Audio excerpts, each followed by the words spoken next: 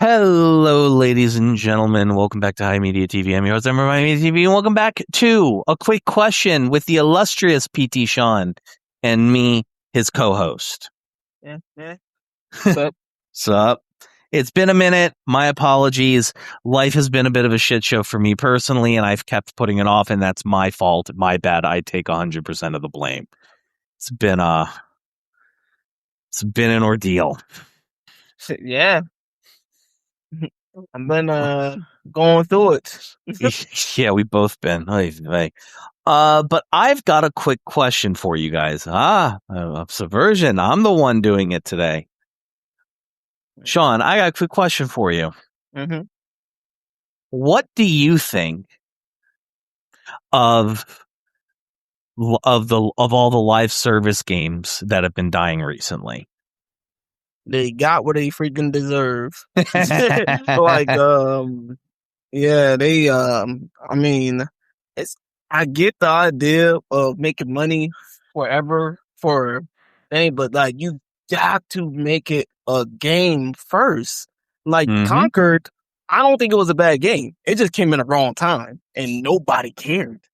Well, it's also like its art design was like let's be real. The reason why Overwatch was stuck around as long as it was because of the pornography of it. I don't know about that. My brother in Christ, they literally made like generational advancements in animation technology specifically to have the amount of polygons in the Overwatch characters be able to be compatible with software like Blender because it wasn't beforehand. Oh, that's gross. Yep. It's literally all all major advancements in human innovation have been exactly for two purposes: sex or military.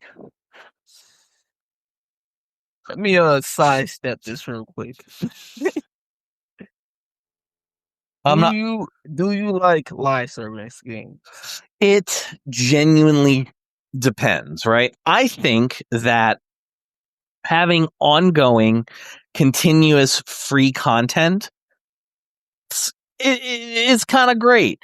Like, I think that there are certain games that could, in game types that could benefit from a live service architecture. And I think that there are other games that definitely don't need it. Now, ideally, a live service would have cosmetic, would do a couple things. I'm an MMO player, right? So I am, broadly speaking, okay with certain conventions, right? I'm okay with buying expansions, right? I don't think buying an expansion is a bad thing. I don't think that Destiny. Right. But because here's the thing, if you like Destiny like that, get the expansion. It's more content, more fun. Why not? I it just wasn't for me. Like, I buy expansions for the Elder Scrolls Online. You know what I mean? And so in my mind, right? The way I think about it is, if I believe that a live service should get its income from two sources. One, cosmetic microtransactions,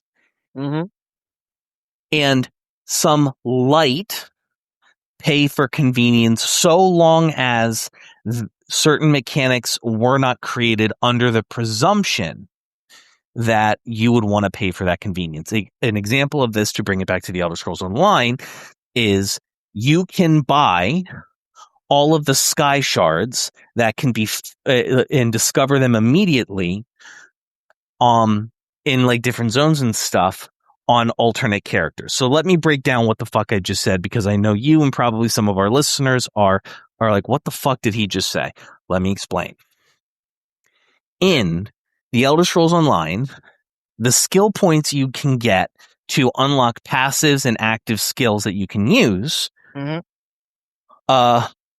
you get from either leveling up or after you hit level 50 and you don't get any more like skill points anymore.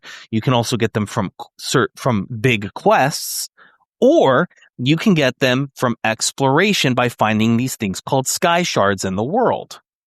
Now, you might think, Evan, if you can just buy these sky shards, why would you explore? Why would you like diminish people who had already found those?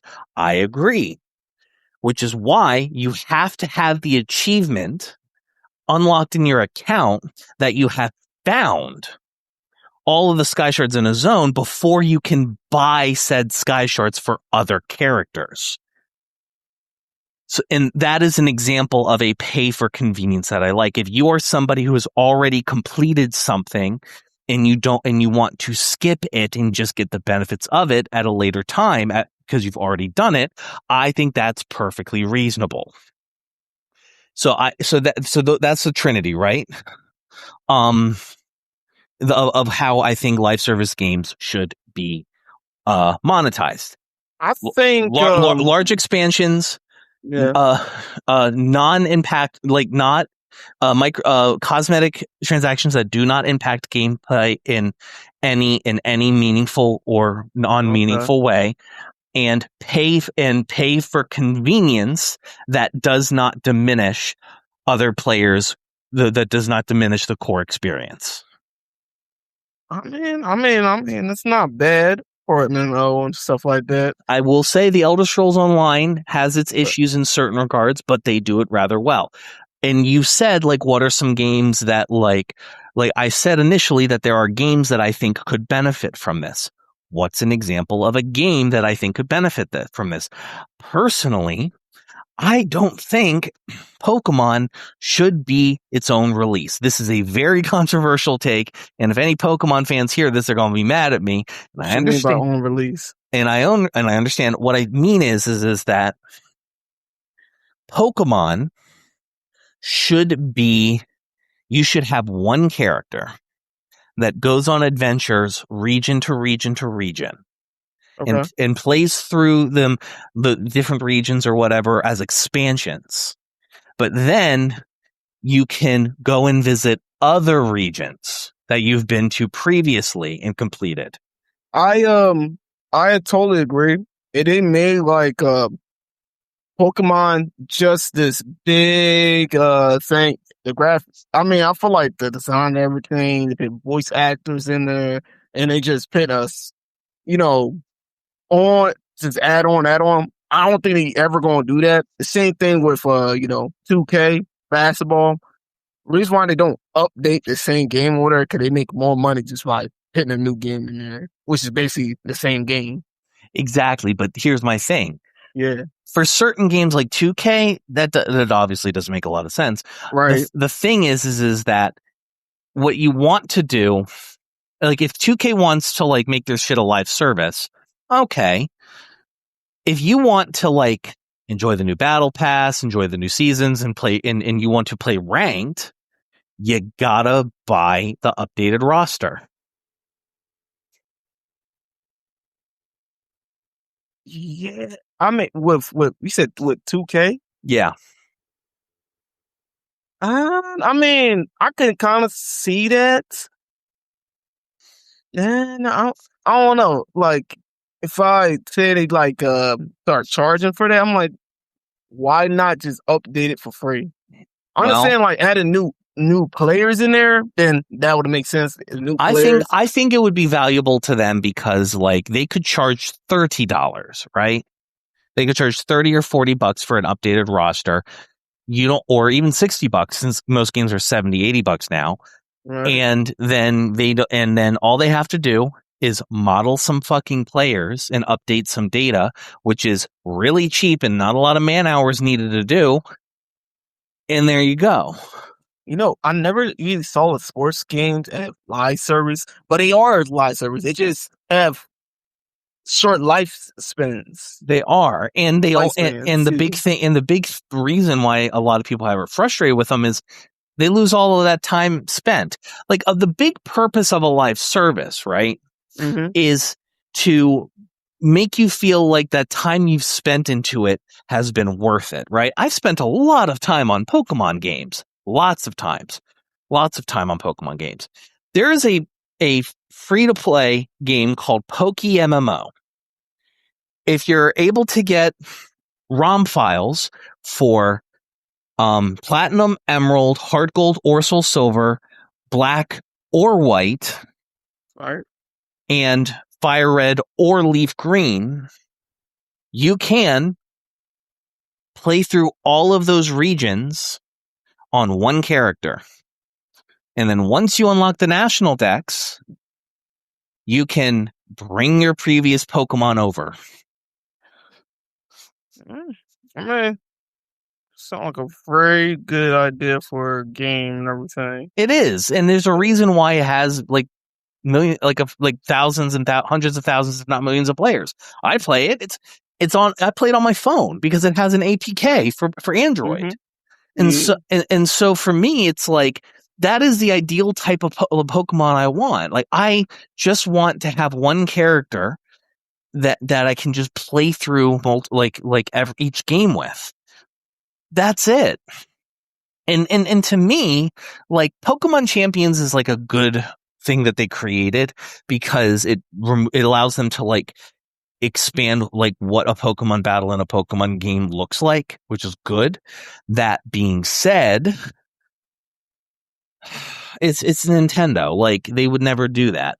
Like and also plenty of Pokemon fanboys would get mad at me because they're not going to be able to like own their Pokemon games like individually in for time and more. But they already fucking don't because Nintendo Switch 2 things are just like an authorization code that has to connect to the internet to allow you to download and use the fucking game. You don't actually own your fucking games when you buy them anymore, which sucks. Mm-hmm. But to your point, there are plenty of games that probably should have been single player games and not live services. Avengers. Suicide Squad. Suicide, dude. That game was doomed when they decided to like change a Arkham game to a Suicide. It can work. I'm like, what the freak? Like, what? I don't even know what that. It kind of, who was on that board? It kind of reminded me. It kind of, when I saw you playing it, it kind of reminded me of Sunset Overdrive. I can definitely see that.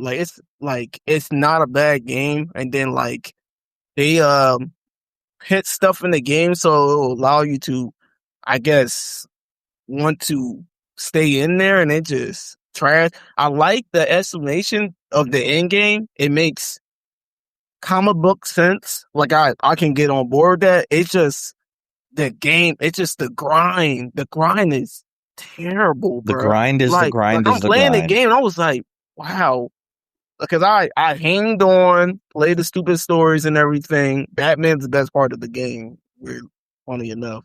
But yeah, it's just not good. And I wish it was good because they had like a lot of good DLC characters. They had Deathstroke as their last DLC, and that would have been fun to play as, but I just stopped caring, bro. I'm like, yo, this is trash.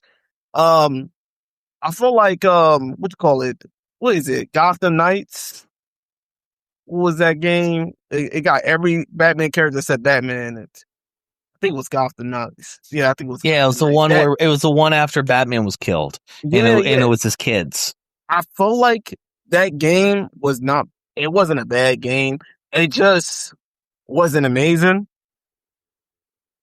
And it's like I feel like if they put their marketing and everything into that thing and worked it out, that would have been amazing. But I think people pretty much said, yeah, it's not Arkham. I ain't messing with it. I feel like if the Arkham people made that game, it would have been amazing. But yeah, that sucks, man. Right now I'm playing Final Fantasy. How's that going? MMO. That's pretty fun. Pretty fun. My girlfriend told me make me playing it, and I'm having a fun time with it. It's good. Oh yeah, it's pretty good. But live service games, I think there is a place at a time. You just have to know PlayStation is dumb as hell trying to make more live service games. They That's are. not what we go to Like PlayStation for. we all knew that strategy was going to fail. And we were all saying back almost a decade ago when they started doing that it was not going to go well, and we were right. Yeah, they only get like a couple of lucky ones, like Helldivers 2. But even then, like all of the horses that they bet on failed. It was all sleeper hits that like exploded. Yeah, I'm trying to think like how many live service games that died for PlayStation Party. I feel like they should like just do one a year, but do not get a studio that do not how to make live service games. FEC Firebreak. Don't be stupid. Bloodfall, like all of these like fucking games makes no sense. No, and it's like also the live service market is so heavily saturated. Like, listen, you can absolutely have a live service game and keep that motherfucker on life support with a few developers to keep it going. Yeah. If if it makes like a few $100,000 a month, right? That shit makes a few $100,000 a month. The first month you've already let's say you hire 3 people at $80,000 a year to fucking maintain that shit, right? Like the server costs are probably going to be another another 50 to 100 grand. After 2 months, you've made all your money back. Easy. You know what I mean? So it's like a Red Dead Redemption 2 online that can exist for time immemorial, and because people still for some fucking reason spend money on that shit. Jeez. And so now it's so like there like ultimately at the end of the day there are just fundamentally games that every company wants to have multiple live services because they print money, but it's just like it just does not make sense for every game to be a live service, because you need to, if people like you can't have a game that is your forever, like a forever game. You know what I mean? Like everybody has their forever game, the game that they always go back to, the game that they've spent thousands of hours playing, the game that they can't kick no matter what, the game that always grabs their money in some way, shape, or form, at least a little bit. The one game that is just bound to their soul. Mine is the Elder Scrolls Online, despite me being burnt the fuck out of it. Fortnite, dude, I just got back in Fortnite. I'm having fun with that, man. Like, no, please, let's be real. Yours is Genshin Impact. Not, dude. You weeb fuck. I haven't played Genshin Impact for a minute, and plus, Genshin Impact had got none of my money. Fortnite has got some of my money. Like, anytime I get a game for free, I make it a point to not spend no money on that thing. Fortnite has got me to spend money on that. I'm surprised you never just forked over the $10 to Brawlhalla with how much you paid that to support the developers. I'm good. I'm good, bro. I'm good. Like, you're gonna give me this game for free? Cool. I'm not gonna spend money. I won't play your game though. Thanks, bro. That's but like, yeah. Like, I think Fortnite. Everybody trying to be Fortnite. Ever since Fortnite got big, and even then, Fortnite ain't what it used to be either. Nah, it be having spikes, but I guess it's still making its money. Yeah. That's all that I guess. Well, Fortnite is more of a platform now. Yeah, people play the Battle Royale, but they have all those like sub mini games and stuff you can play in there too. They turn it into Roblox. That's what they want it to be, because like you and I, like, we're too old for Roblox. You know what I mean? Like, I never played Roblox back in the day. I knew somebody in high school who did still, but like, I forget all the time that Roblox is that old. Roblox is like 20 years old. It is. And ultimately, at the end of the day, it's like, it's UGC, it's user generated content, and that's what they're trying to go for. And and if anybody's able to maybe eke out some market share from Roblox in that regard, it's maybe Epic, just because of how many older folks are whose balls are in a chokehold because of Fortnite. So we'll see. But regardless, ladies and gentlemen, thank you so much for. You still have your Patreon, right? Yeah, yeah. Right now it's like I'm been Dormant. busy. Yeah, it's dormant. But regardless, ladies and gentlemen, thank you so much for listening to this episode of A Quick Question with PT Sean. And me, I've been your co-host, Evan from High Media TV. If you want to support the show, you can go to Sean's Patreon at patreon.com/PTSean, or you can join or you can join the community at or the Discord link in the link description. You can also say you're a PT Sean fan and join Sean's Discord sub community that I have set up in mind. You forgot about that, didn't you? A little bit. I'm going to send you the link to that, and I'm going to make you post it on your in your Discord posts and on your socials. Not your personal ones, the ones just for your YouTube. Okay. Regardless, ladies and gentlemen, thank you so much for listening, and we'll see you guys next week now that we're back on the horse. See you.